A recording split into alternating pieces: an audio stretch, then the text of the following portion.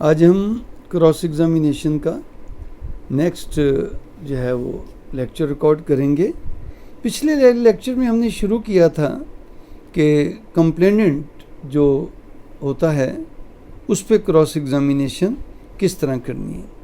جو کمپلیننٹ ہوتا ہے جس کے بیان پر ایف آئی آر درج ہوتی ہے، وہ اس کی کئی حیثیتیں ہوتی ہیں۔ وہ یا تو انفارمنٹ بھی ہوتا ہے، اطلاع دیتا ہے تھانے اور اس کے بیان پر ایف آئی آر درج ہوتی ہے۔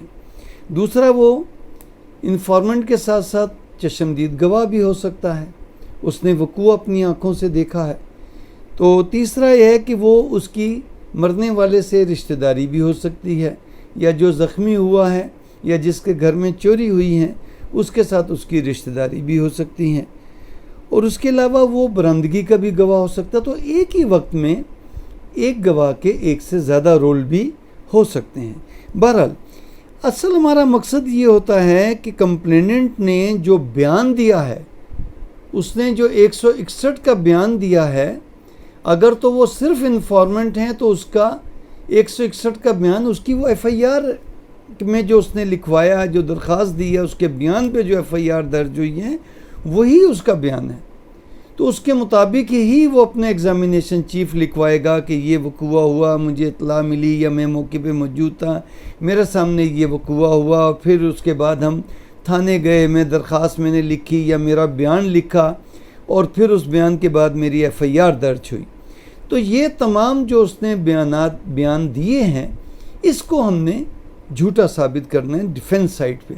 اور اگر ہم کمپلیننٹ کے وکیل ہیں تو ہم نے اس کے بیان کو سچا ثابت کرنا ہے، اس ترتیب سے بیان کروانے ہیں کہ جو کچھ اس نے وقوعے میں دیکھا ہے یا وقوعے سے متعلق، اس مقدمے سے متعلق اس کا جو کردار ہے، وہ تمام باتیں ہم نے اس کے ایگزامینیشن چیف میں لکھوانی ہیں۔ یہ نہیں کہ صرف ایف آئی آر کے درج کرنے کا تو لکھوا دیا، اب اس نے 3 برآمدگیاں کریں، 3 چیزوں کا وہ گواہ ہے۔ وہ اسلحے کی برآمدگی کا بھی گواہ ہے، رقم کی برآمدگی کا بھی گواہ ہے، اور اس کے علاوہ مٹی خون آلود اگر موقع سے لی ہے تو اس کا بھی گواہ ہے۔ تو ہم اس کے تمام باتیں ایک پیپر پہ پوائنٹس لکھ لیں گے کہ اس سے یہ بات بھی کہلوانی ہے، اس سے یہ بات بھی کہلوانی ہے، اور اس سے یہ بات بھی کہلوانی ہے، کوئی بات رہ نہ جائے۔ دیکھیں، اگر آپ کے گواہ سے کوئی بات رہ گئی تو اس کا آپ کو بطور کمپلیننٹ کونسل نقصان ہے آپ کے کیس کو۔ تو اس لیے زیادہ بہتر یہ ہوتا ہے کہ ایگزامینیشن چیف لکھواتے وقت ایک تو گواہ کی کیفیت بھی بڑی عجیب ہوتی ہے۔ جب آپ گواہ عدالت کے سامنے کھڑے ہو کے روسٹرم پہ جب آپ گواہی دیتے ہو تو ایک عدالت کے ماحول میں آپ کا ایک ذہنی کیفیت اور ہوتی ہے۔ تو گواہ تو زیادہ کنفیوز ہوتا ہے، کیوں کہ اس نے پہلی دفعہ گواہی دی ہوتی ہے۔ لیکن کمپلیننٹ کونسل کے طور پہ بھی آپ عدالت میں کوئی بات ہو جاتی ہے، گواہ آپ کی مرضی کے مطابق نہیں بیان دے رہا، تو آپ تھوڑے سے جو ہے وہ پینک ہو جاتے ہیں۔ تو اس لیے بہتر ہے کہ ایک کاغذ پر اس نے جس بارے میں گواہی دینی ہے وہ پوائنٹس لکھ لیں کہ اس نے برآمدگی بھی کروائی تھی، اس نے وجہانات کے بارے میں بھی بتایا تھا، اس نے اقبال جرم کے بارے میں بھی بتانا ہے، اس نے تھانے جا کے جو ایف آئی آر درج کروائی ہے اس کے بارے میں بھی بتانا ہے، رشتہ داریوں کے بارے میں بھی بتانا ہے۔ تو یہ پھر یہ ہے کہ گواہ اس طرح کی رکھی جاتی ہے ایگزامینیشن چیف کہ وہ لگے نا کہ آپ لیڈنگ کویشچن کر رہے ہیں۔ عدالت آپ کو یا مخالف وکیل آپ کو لیڈنگ کویشچن نہیں کرنے دے گا۔ تو آپ اس سے پوچھیں گے، ہاں بھائی بتاؤ وقوع کیسے ہوا، آپ نے کیا دیکھا، پھر آپ کہاں گئے، پھر آپ نے کیا کیا، پھر یہ بتائیں کہ آپ کے سامنے جو ہے اس کا یہ وقوع کیوں ہوا، اس کی کیا وجہ تھی۔ اس طرح کے تو آپ اس سے سوال پوچھ سکتے ہیں، لیکن یہ نہیں کہہ سکتے ہاں بھائی یہ بتاؤ کہ یہ قتل اس وجہ سے ہوا تھا کہ اس نے ملزم نے جو ہے وہ ان کی بہن کو اغوا کر لیا تھا۔ یہ آپ کو سوال کوئی نہیں کرنے لیے، یہ لیڈنگ کویشچنز کے زمرے میں آتے ہیں۔ لیکن آپ تمام باتوں کے متعلق اس طریقے سے اس سے پوچھوائیں گے یا اس کو یاد کرائیں گے کہ دیکھو بھئی آپ نے ان پوائنٹ سے متعلق گواہی دینی ہے۔ اگر وہ کہیں کسی پوائنٹ کو بھول جاتا ہے تو آپ کسی بھی ایسے طریقے سے وہ پوائنٹ اس کو یاد دلا دیں گے کہ وہ لیڈنگ کویشچن نہ لگے۔ یہ تو آپ کی کمپلیننٹ سائٹ سے تیاری ہو گئی یا آپ کا فرض ہو گیا۔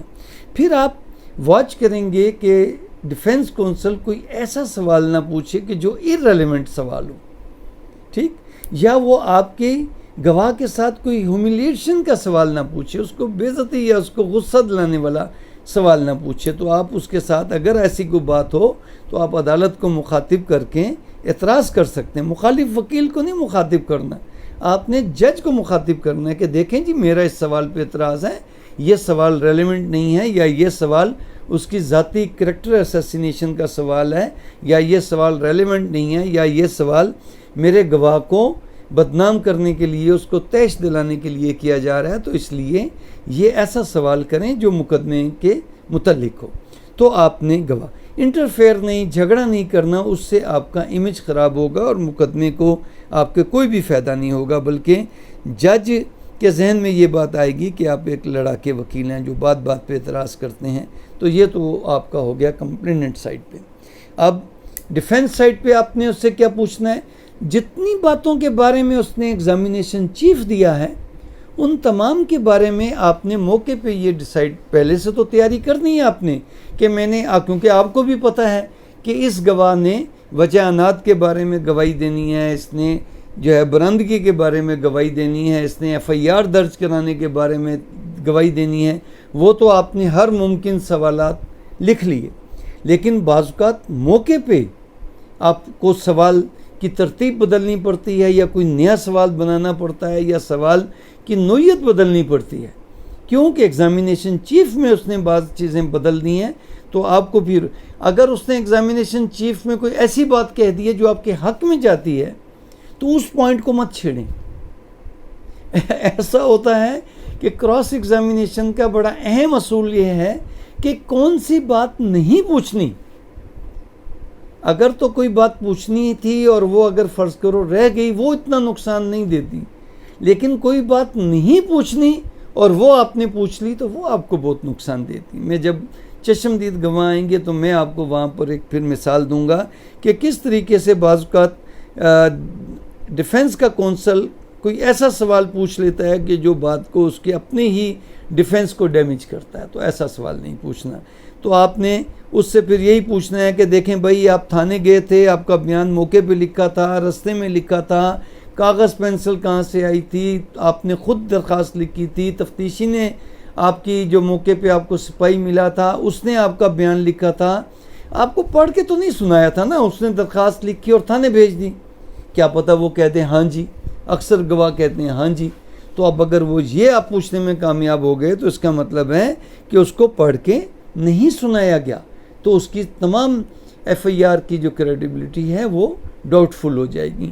تو کہنے کا مطلب ہے کہ مین مقصد ہے کہ اس نے ایگزامینیشن چیف میں ملزم کے خلاف جون سی باتیں کہی ہیں، آپ نے اس کا توڑ کرنا ہے، آپ نے ان کو غلط ثابت کرنا ہے. تو اس کو ایسے سوالات کرنے ہیں کہ اس کے بیان میں کنٹراڈکشنز آ جائیں یا اس کی بات جھوٹی ثابت ہو جائے. فرض کرو وہ کہتا ہے کہ میں تو صبح 8 بجے، اب FIR میں لکھا ہوا ہے کہ رپورٹ کا وقت ہے صبح 8:30. آپ اس سے پوچھ لیتے ہیں دیکھو بھائی جب تم تھانے FIR درج کرانے گئے تھے مغرب کی آزاد اندھیرا ہو گیا تھا نا؟ وہ کہتا ہے ہاں جی. تو اب آپ کی وہ بات غلط ثابت ہو گئی کہ اب صبح 8 بجے کیسے پرچہ درج ہوا؟ جب وہ تھانے ہی شام کو مغرب کے وقت جا رہا ہے تو صبح FIR کا درج ہونا جھوٹا ثابت ہو گیا. دیکھو بھائی وہ جو تھانے دار تمہارے ساتھ جس نے تمہاری درخواست لکھی تھی، تھانے دار جو تمہیں موقع پہ ملا تھا، تھانے بھی اسی نے پرچہ درج کیا تھا. تو گواہ کہہ دے گا ہاں جی. تو اس طرح کی کنٹراڈکشنز آپ نے نکالنی ہے کہ کہیں گواہ کہ دیکھیں بھائی برآمدگی جب ہوئی تھی تو اپنے علاقے کے تھانے دار نے علاقے کے گواہوں کو بلایا تھا. وہ کہے گا نہیں جی اس نے آپ کے سامنے کسی کو بھی نہیں بلایا. نہیں جی کسی کو نہیں بلایا، بس ہم ہی تھے. تو یہ اب کنٹراڈکشن آ گئی، 103 CRPC کی وائلیشن آ گئی کہ جب بھی کوئی برآمدگی کرائیں گے تو انڈیپینڈنٹ گواہوں کا ہونا ضروری ہے، کیونکہ یہ تو انٹرسٹڈ گواہ ہے. تو کوشش کرنی چاہیے، IO کو لکھنا پڑے گا کہ میں نے برآمدگی کے وقت لوگوں کو بلایا لیکن کوئی بھی نہیں آیا، میں نے نمبردار کو نوٹس طلبانہ بھیجا، طلبی نوٹس بھیجا، نہیں آیا. تو کہنے کا مطلب ہے کہ جن باتوں سے متعلق اس نے بیان دیا ہے وجہانات کے بارے میں، برندگی کے بارے میں، رشتہ داری کے بارے میں، چشمدید کے ہونے کے بارے میں یا وقوع کے بارے میں، تو اس تمام باتوں پہ آپ نے جرا کرنی ہے، لیکن یہ خیال رکھنا ہے کہ کن باتوں پہ اس نے وہ کون سی بات اس کی آپ کے خلاف جاتی ہے، تو تب اس پوائنٹ کو چھیڑنا ہے۔ اگر وہ آپ کے پہلے ہی اس طرح کا بیان دے گیا کہ وہ بات آپ کے حق میں جاتی ہے تو پھر اس بات کو چھیڑنے کی ضرورت نہیں ہے۔ یہ تو ہو گیا کمپلیننٹ کا مکمل۔ اب ہم کر دیتے ہیں کہ جو اس کی ایف آئی آر درج کرتا ہے اس کو کہتے ہیں محرر۔ اب ڈیوٹی افیسر بھی ہوتا ہے اور محرر الگ ہوتا ہے۔ ڈیوٹی افسر صرف اطلاع ملتی ہے اس کو اور وہ روزنامچے میں، لیکن آج بھی تھانے میں جو محرر ہوتا ہے، ڈیوٹی افیسر جو تمام تھانے کا انچارج نہیں بلکہ اس کو تمام باتیں وہ لکھتا ہے، اس کی نالج میں تمام باتیں ہوتی ہیں کہ تھانے میں جو کچھ بھی ہو رہا ہے۔ ایک ایس ایچ او اور ایک محرر یہ ویل انفارمڈ ہوتے ہیں تھانے میں ہر ایکٹیویٹیز، اور ایس ایچ او سے زیادہ ویل انفارمڈ ہوتا ہے محرر، کیونکہ محرر ہی بہت ساری باتیں ایس ایچ او کو، اسٹیشن ہاؤس آفیسر کو بتاتا ہے۔ تو ایک تھانے میں روزنامچہ رجسٹر ہوتا ہے جس میں تمام واقعات لکھے جاتے ہیں، تمام ایکٹیویٹیز لکھی جاتی ہیں، تفتیش پہ روانہ ہونا، ایف آئی آر کا درج ہونا، کسی اطلاع کا آنا، کسی پولیس والوں کی گرفتاری کے لیے روانہ ہو رہے ہیں تو اس کا بھی اندراج محرر کرے گا۔ جب تفتیش کے بعد تمام مال مقدمہ جب اس کے حوالے کیا جاتا ہے تو مالخانہ ہوتا ہے ایک تھانے میں، تو تھانے کے مالخانے میں وہ سیف کسٹڈی میں رکھتا ہے، اور مالخانے کا رجسٹر نمبر 19 ہوتا ہے، اس میں وہ اندراج کرتا ہے کہ آج اس مقدمے نمبر کا میں نے یہ مال مقدمہ جو ہے وہ میں نے رکھا۔ اس کے بعد جب وہ مال مقدمہ نکال کے کسی اور کو دیتا ہے، لیبارٹری میں بھجواتا ہے، تو تب بھی اس کا روزنامچے میں بھی اندراج کرتا ہے